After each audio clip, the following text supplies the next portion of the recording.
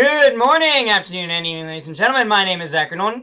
Carter Nolan is in the screen over there. There. There. There he is. He's over there. Somewhere else. Over there. The top right corner. Yeah, and also with us as well, as always, is Jake from Peg City Hockey. Hello, hello, hello. Gentlemen, how are we doing? What are we talking about today?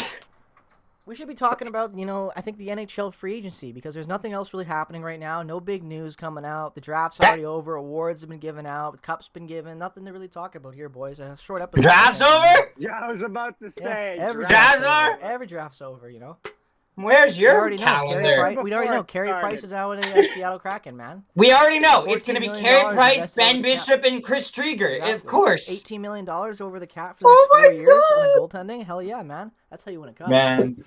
People forget that Jonathan Quick is exposed to to it's like... I forgot about that. How did you remind me about that? I completely He's cheaper. He's cheaper. Well, honestly... Ben Bishop's the way to go. No. Okay, let's be honest, though. Ben Bishop... Okay, the only difference between Ben Bishop and Jonathan Quick... I might get some flack for this. Jonathan Quick is as fast as Ben Bishop is tall. For sure. That's the only, that's the comparison I make. But the thing is that now he's beginning to, pull his groin a lot more. So now it's just... The height is getting over him because you just can't teach it. And also, too, both of them, if they both fuck up, what's going to happen to them? LTIR. Exactly. And what have we learned? What have we learned this season? LTIR is fun. LTIR it's great. Wins championships, man. It wins cups. As Kucherov would say, 18 million over the cap. As the back-to-back Stanley Cup champion, Marian Gaborik would like to say. LTIR wins cups. Oh my god! All right, boys. I want to know our thoughts right now going into the expansion draft because it is coming up. Will be tomorrow. As you guys are watching this, it'll be on Tuesday. So tomorrow, and Wednesday, is the expansion draft. Big day for the entirety of the NHL. Lots of stuff is going to go down. A lot of things are going to happen, and it's kind of going to make the landscape. The entire NHL is going to really shift, I think, tomorrow, with depending on how these picks could go down, and kind of the history of the NHL when you think about the type of players that are actually available, which is kind of crazy to think about compared to what was already available with Vegas and how that affected it. To look at Seattle 3 years later. What are your guys' thoughts on the whole thing? I know we've all made our own videos, talked about it a ton over the last week, but going into it tomorrow, what are your kind of final thoughts on how everything kind of stands right now, calm before the storm, going into the expansion draft? Teams are taking a different approach this time. With before, it's protect our best guys, make sure that they're locked up, they can't leave. But with this one, it seems like it's make sure that all our guys that are on good deals are locked up, and anyone who's making a shit ton that doesn't, probably isn't making more than they should, then expose them, and Seattle's not going to want to take that cap hit. So. Yeah, and it's an interesting thing to kind of find yourself at. I want to throw this over to you, Zach. How do you feel about that kind of when you look at the approach that Seattle and every team is taking going into it? Do you think it's a smarter approach? Because obviously when you look at some of the trades that were made last expansion draft, seems like a smarter approach. But do you think with honestly exposing Hall of Fame type talent, guys who are still good, even though they're on bad deals, a great example of that is Carey Price, what do you think happens with that team? Do you think it's smart? Do you think that is the right call for these teams? Do you think they're screwing up? And do you think Seattle is going to shock the world and take all these big names and go for a cup win the next year after? So this is an interesting conundrum, I would like to say. And it's very comparative to this game where it'll make sense, I promise. The game show is this. I'm going to give you each $100. And it's that thing where it's like you could steal from them. If you both agree to keep it, you'll keep the money. But if one person steals and the other keeps it, you'll take all of their money. So every single team is almost all of them are putting up players that are very high end. But the catch is that the salary cap does not allow all of them to do it. Mm-hmm. They can't take everyone. But the thing is, though, is that this expansion draft will mean that probably Seattle is weaker. But also, it will come at the caveat of other teams as well. Certain teams will be sacrificed because their contracts were seen as more acceptable than others. For example, Vladimir Tarasenko in comparison to a guy like Matt Duchene. Tarasenko might get taken where Duchene stays on the Nashville Predators. So by proxy, St. Louis gets weaker and Nashville still stays somewhat where they were. It's one of those things where it's like everyone agreed that they were going to put in a lot of their weaker contracts or like bad contracts for value picks. And so it was kind of just like this like game of chicken. Like who's gonna blink first and who's gonna lose their contracts on that. And for sure.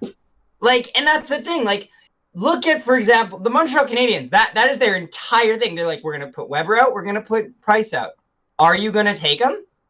But the Habs are also kind of an interesting situation with those guys. They are. Because of the injury side of things. Like Weber is not going to get taken no matter what. No, exactly. No, the guy will not play next year. No chance. He's not playing next year, most likely, which is probably the best situation for his health. But when you look at Price, that's an interesting situation because if I'm not mistaken, we don't know exactly how serious the knee injury is just right now. I don't think they've given an exact timeline on it, other than the fact that he most likely will be needing knee surgery.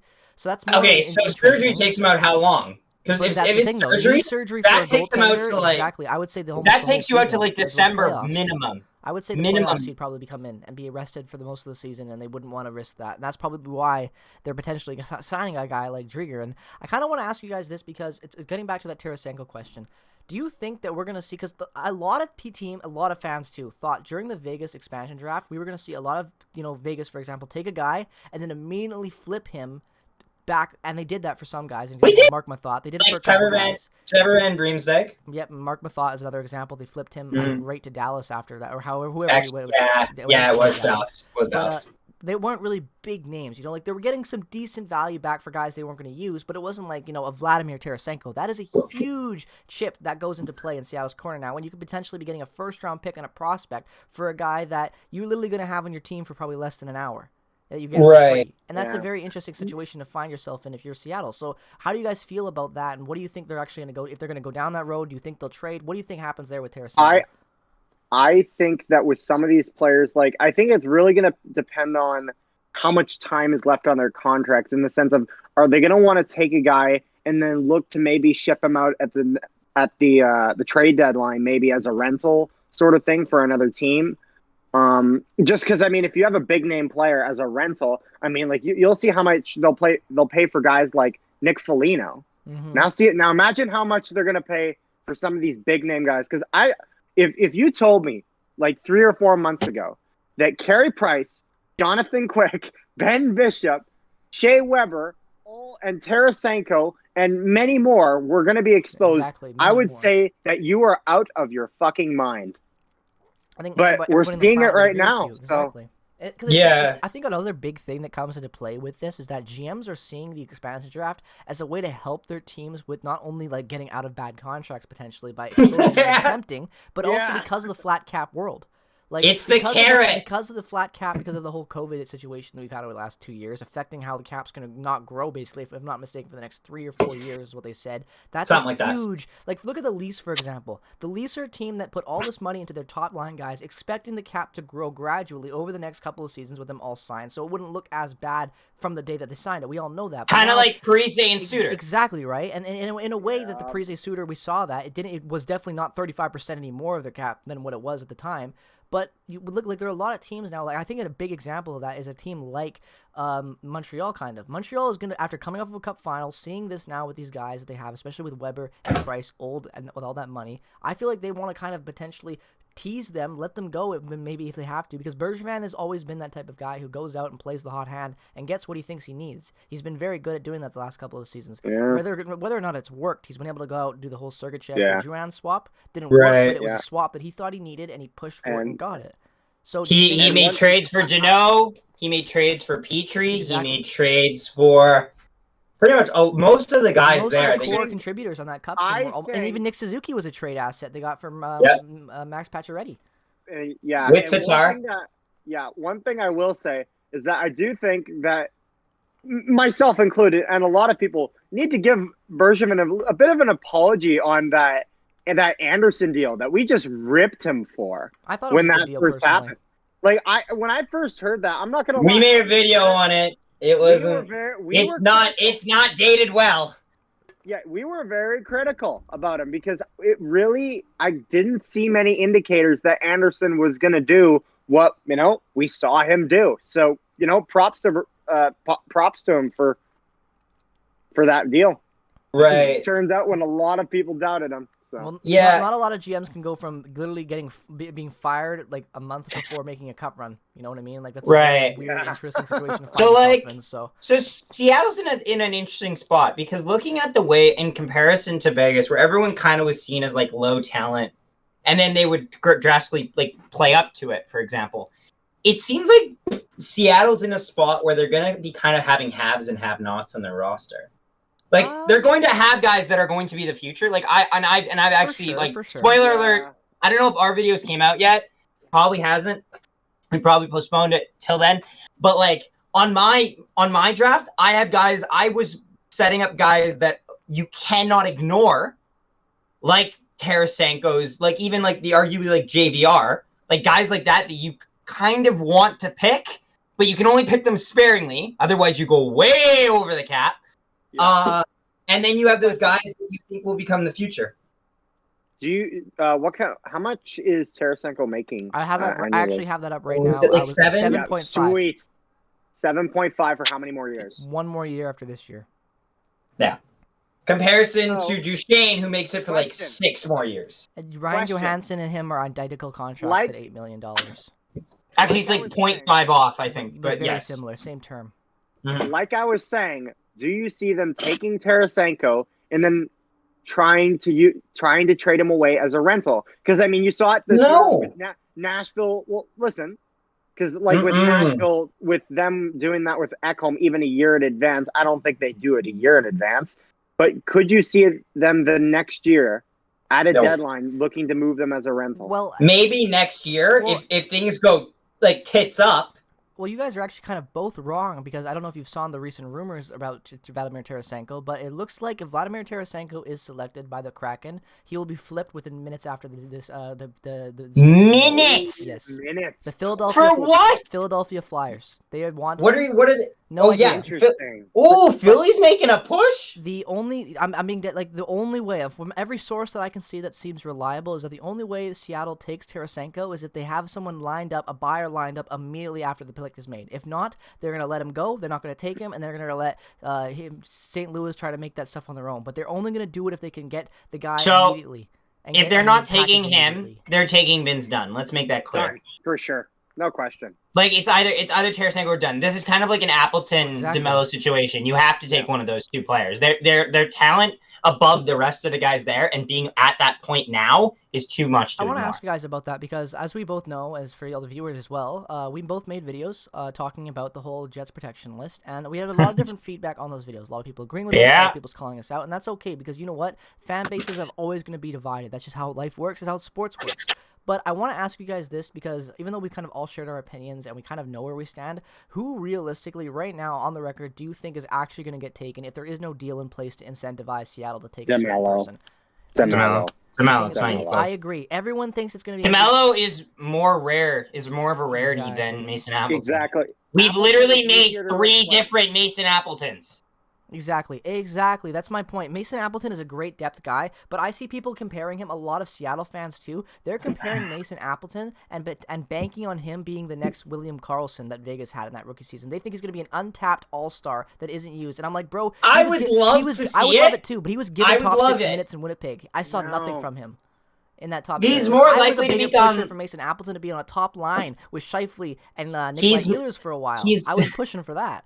So He's more likely to become the next Joel Armia. exactly, a better version Yes, of Joel Armia for sure, definitely. a more scoring version of him. But Can I make one don't thing, see though, how that I people wanna- see that personally, and I'm Right, glad you guys okay. agree with me. Yes, there's one thing I actually want to think, and me and you were talking about it actually yesterday, Jake. But I want to say, and it was the metaphor I used because people don't seem to understand our thoughts on Stanley and DeMello, and this is how I'm Yeah, I going to noticed make that it a lot seem, too okay? in my comments Okay, as well. so Stanley, when he's doing good things, it is impossible to notice, and that is not just because he's 6'7", but like everything, it just feels extra because you don't expect things from him. Dylan DeMello, you know he's been there a while, so therefore you have that somewhat expectation. Also, Yeah, the a lot of things he does isn't flashy. Now, the only comparison I can make this is 2 fighters. One fighter is 13-6 with 12 knockout victories. The other fighter is 10-0 with 9 decision wins. If you want to get something more impactful and more fun to watch, possibly, you get the 13 and 6. But he has shown weaknesses. Exactly. He has weaknesses, and he's honestly like a 66, 33 there. And that's not even his analytics. His analytics are about 35. Compared to Dylan DeMello, who's 90s. 90s, my friend. Everything defensive. Yeah, trust me, I like Stanley. I like what he's been able to do. But yeah, tall man represent. The fact of the matter is, Stanley is at best going to be a second pairing defenseman. At best, exactly. I personally see him as a better second pairing defenseman. I think because he's not able to log those top line minutes that DeMello can. He just can't. He's a guy who's going to stay. He's going to be a great third pairing defenseman, but he's going to stay there. He's not going to move up. I don't think he's going to move up. And if he does, I don't think he'll be moved up. And if he moves up, he's not going to stay there.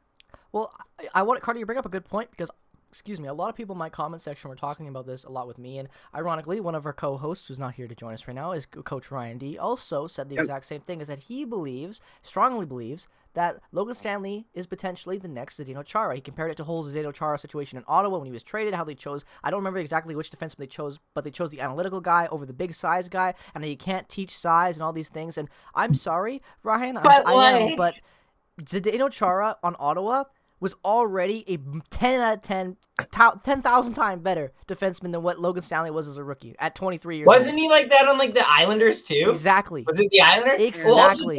Well, let's also compare here that this is not a proven fact that this works. Jamie Oleksiak exists. Tyler Myers exists. These are solid defensemen, yes. But these are replaceable defensemen. Myers had one season where he looked like he could not be replaced. And even in that season, Bufflin did a better version of him. Yep, exactly. That wasn't the same type of defenseman even. That was different because he had more of a... And it's funny, like one thing I will say is that when it comes to teams building up their size for their cup runs, it's a lot of teams, what they'll do is they'll actually build them up quite a bit in free agency.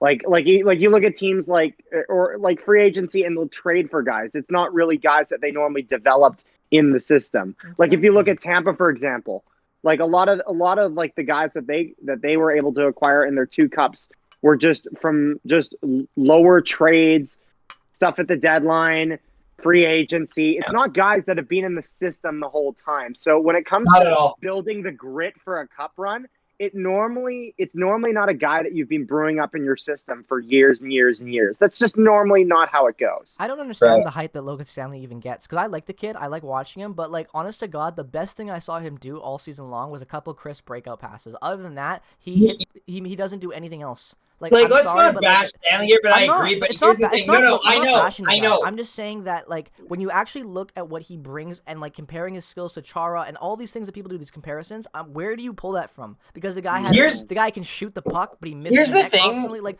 it brings and you can't, and the whole you can't teach size narrative is so false. Because I know guys that are like fucking 5'8", 5'9", that hit harder and faster. Nathan Gervey hit like a 6'5", 7", like as tall as Logan Stanley. Like, come on, that's a joke. You can teach how to hit and you can teach size.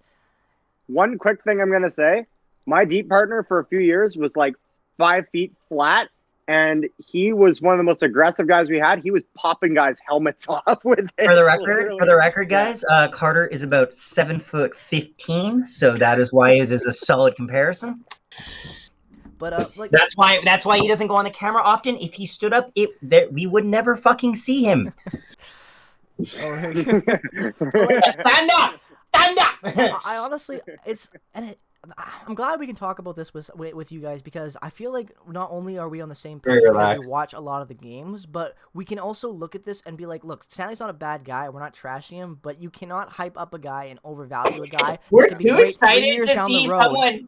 We're too excited to see someone taller than 6'2". Like, we're just too excited because our defense is small. You guys know basketball by any chance? This is where I duck my white ass out of here. So I'm just gonna say that when Bol was a rookie, and I don't remember exact height, but I want to say he was like.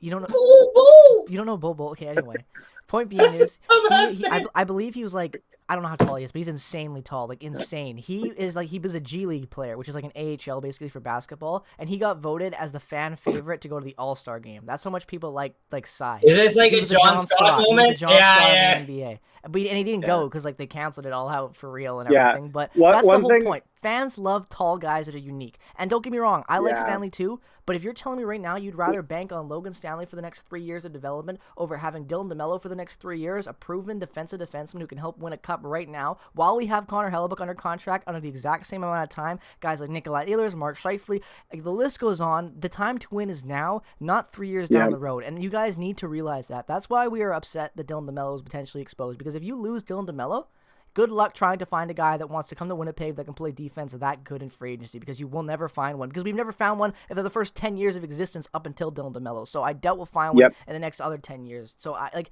you gotta look at everything and be like, if you want to win now, you gotta give up guys. It's just how it works in hockey and sports. You can't keep everyone around forever.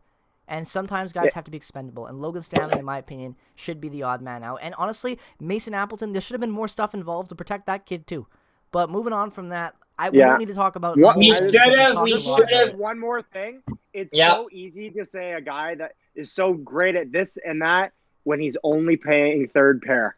And only paying 10 minutes a night with a defensive defenseman.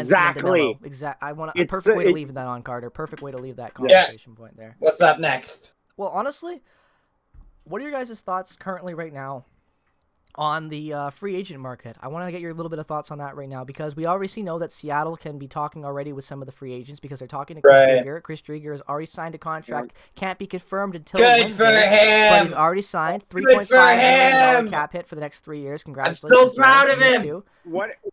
I know him. Proud of that boy. What are your guys' thoughts on the free agent market for kind of what going into it with the expansion draft, who's going to be left, and kind of just what do you want to see them potentially? It really depends who they pick. Because who they pick will decide whether or not, like, I've seen a bunch of simulations. I've seen simulations that go over the cap. I've seen simulations, like my simulation, for example, just for like a baseline here, left me with 66 million out of 81 million. So I could, but that's not counting the RFAs that you have to sign right away, because I'm guessing they will take guys that are RFAs. That's smart. For sure. That's smart to do, because RFAs usually mean A, they're young, B, they're affordable, and C, they probably don't have enough playing time to say that they can really get this long-term deal. It'll probably just be like a bridge or something. Which is very beneficial. And that'll take you a while. Team. Yes, it is, because you want some guys to hold it together just for the first 3 years. Because if your team performs, those guys will want to play there anyway.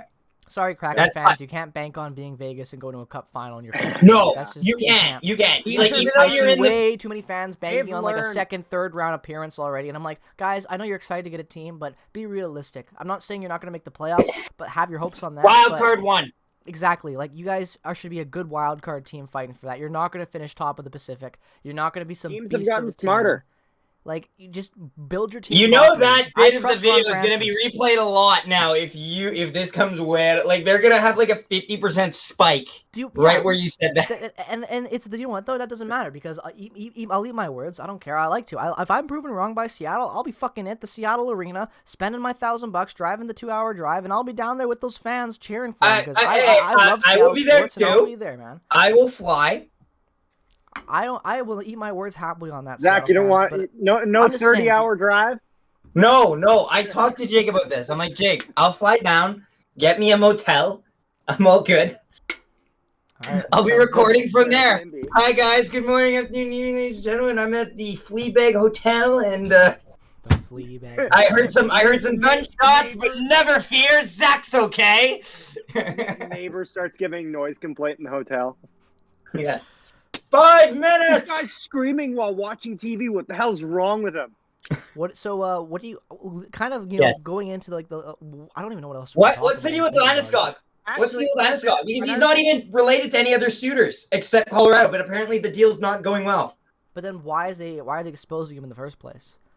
Because they don't think that they can get the deal signed, possibly. But why? Right? Like, if you don't think you can get the deal signed, why not trade his rights before the whole thing is cap freeze and trade him to a team? To be fair, though, he's a UFA, so there's not a chance. There is a chance that you might not be able to trade his rights for something expensive. No, but Like, you can get something better for him. If you know you can't possibly. sign him, why would you want to no, lose him in that's wrong. expansion? That's wrong. If Barclay Goodrow can get his rights traded, I believe that fucking Gabriel Landeskog I can was get his actually rights just traded. about to ask him. Kevin Hayes got his rights traded. What do you think the Rangers are going to try to get Goudreau for?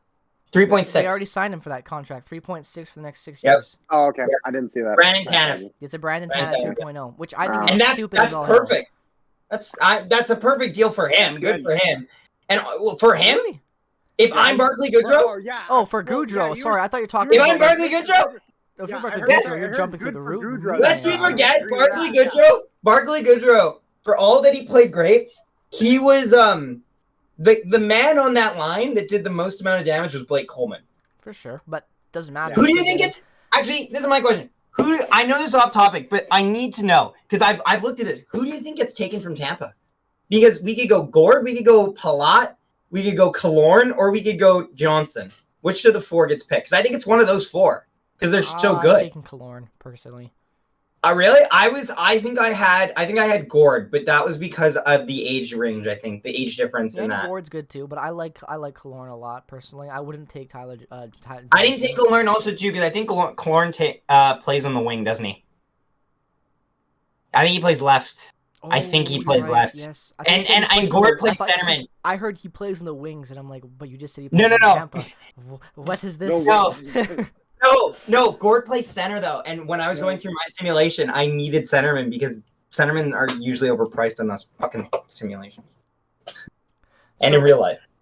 So do you think that there's going to be any kind of surprising events that will take place within the... Wait, can trades even happen tomorrow? No, they can't, right? No. Freeze until Wednesday. Pros. Mm-hmm. So do you guys think on Wednesday we'll see the dams burst again and you'll see teams trying to do whatever they can to swap guys? And who knows? We might Seattle's able to make trades with though, right? Yep. Seattle's able to make trades with guys. Yeah. Yep. I was about to say. Seattle's also able to sign free agents right now. If the Seattle wanted to, they could sign Paul Stastny from us right now, and we couldn't do anything about it. Wait. So they're allowed to sign free agents before everyone else? Yep. If they're exposed free agents, they're allowed wait. to. So hold up a sec. So they can sign Drieger and then draft someone else from Florida. No. Drieger would be their pick from Florida, but they're allowed to because negotiate the contract with him already. Okay. Because that's what I thought you were saying. I was like, no. Because here's the thing.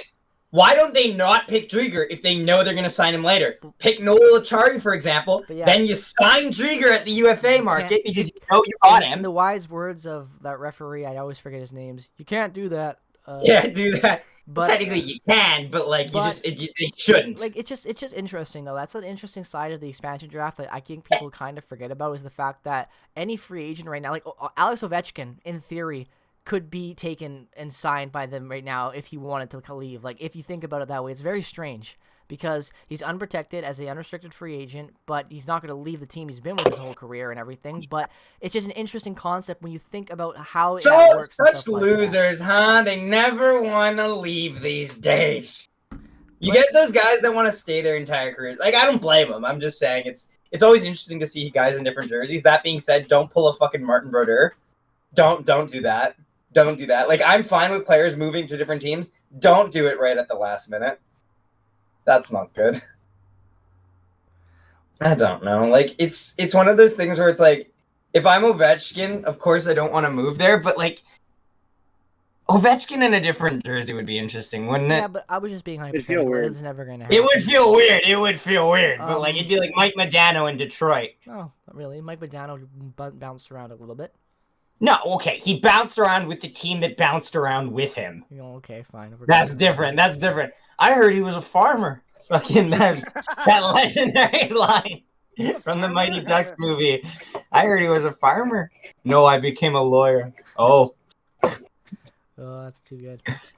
Well, any other thoughts you guys want to kind of leave on going into the end of this podcast episode right now? Because honestly, I'm excited to stream it. I'm excited to see what happens because at this point right now, everyone and their mother is sharing their opinions and what's going to happen and guessing. But personally, I'm just more excited to see what actually will happen than listening to 1,000 people's different opinions on the same thing because we've heard that a lot for the last 8 months about everyone's thoughts on this, and to be finally the eve before the expansion draft, very exciting. So I'm just excited for that. Carter, what are your final thoughts on everything? I had one more question. Just wondering if anyone has looked into this. if a 33rd team's coming to the NHL, is Seattle exempt? Yes. They are? Yeah. Okay. I Vegas didn't look wouldn't into be that. exempt in the next one, most likely. Because Yeah. Oh, yeah, not Vegas. it'd be time, but Seattle 2 in would a be. row? Fucking hell. Can you imagine? Either way, they're not going to expand again. They'll relocate before expansion, for sure. That's true. Crazy to have more teams in the NBA. Looking at you, Arizona. Hell, I'm looking at a lot more than just Arizona. Mostly Arizona. Anyways, though, thank you guys so much for watching this episode. As always, we're gonna wrap this one up because really we don't have much more to talk about. We covered everything else on our own channels. We've shared our thoughts, and we talk as a group way too much that when we actually do the podcast, we got nothing to talk about sometimes. So with all that being said, thank you guys so much for checking out this episode. As always, over on the Nolan Hockey Podcast, make sure to go subscribe to my channel as well. Links will be down in the description. As always, we're gonna keep the podcast kind of rolling out right now on the Nolan Hockey Podcast right now because honestly, I've just got a lot of stuff going on right now, and these guys know how to upload the podcast, and you guys really like them on there, and you guys always like that interaction with them. So there's going to be Zach and Carter are going to be in charge of that arena right now for the podcast. So with all that being said, stay tuned for the next episode whenever it will be on. So make sure to turn notifications on both of our channels. Thank you guys so much for watching this episode. As always, make sure to check out us on Spotify as well as all of our social media links and affiliated accounts down in the description below. Thank you so much for watching. Have a great rest of your day. Peace, love, and positivity to all you beautiful people out there, and bye-bye.